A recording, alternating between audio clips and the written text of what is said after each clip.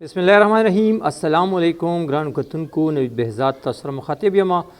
قدرمنو هیله لرم چې روغ جوړ او خوشحاله به ژوند به مو ښه تېرېږي. قدرمنو ډېر زیات خفه شوم چې د پتوکي د شادي حال دغه یو وایرل ویډیو مې وکتله چې په هغې کې یو مړی چې دی هغه په حال کې پروت دی او خلک بېغمه په کرسو باندې ناست دي او روټۍ خوري او داسې روټۍ خوري چې یوازې په خوله باندې نوړی نه منډي بلکې په سپرمو باندې هم نوړی منډي. زما مقصد دا دی چې ډېر زیات په بېغمۍ او په بېحسۍ باندې او ښه په سر باندې هغه خپله روټۍ خوري او دا اډو پروا نه کوي، اډو خیال او ګمان کې دا نه راځي، اډو د الله یره ورسره نشته چې یو مړی پروت دی په حال کې او موږ لګیا یو.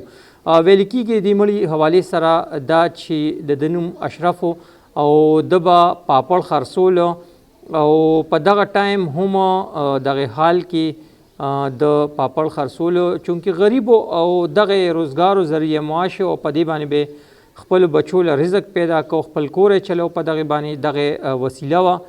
نو ویل کېږي چې دغه ټایم هم د دغه حال کې پاپړ خرڅولو او خلکو دې دا وګڼله چې دا جیب کوتره دی او په وهلو ټکلو یې ترې نه ساه وویستله.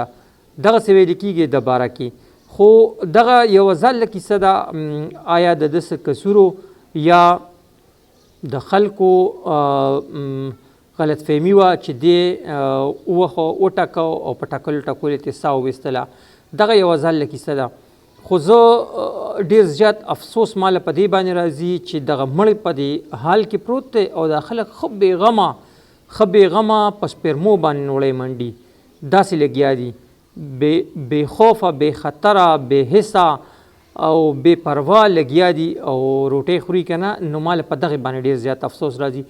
یقینا تاسو هم دغه ویډیو کتلي دا ډېر د افسوس مقام دی. زه حیران په دې یم چې چېرته لاړو هغه انسانیت، د دغې خلکو دننه هغه انسان چېرته مړ شو. اشرف خو زه لاړو مړ شو، هغه خو پروت دی، بس هغه خو د هغه انصاف چې نو هغه به اوس هغه له خدای ورکوي که نه، ما ورته وویل څه انصاف به ورکو. خو زه حیران په دې یم چې دا خلک چې کوم ناست دي دا روټۍ ته، د دې دننه هغه انسانیت چېرته لاړو. نو ګرانو کتونکو ډېر زیات افسوس کوم، یقینا چې تاسو هم دغه ویډیو کتلي او په دغه خلکو باندې به مو تو لعنت ویلي. زه هم ډېر زیات خفه شوم چې دغه ویډیو مې وکتله. د جهانګیر خان هغه یو ډایلاګ راته رایاد شو، وایي چې زه اډو پښتون نه یم، زه د پتوکي یم. نو واقعي چې پتوکي کې پښتانه خو نشته خو انسانان هم نشته.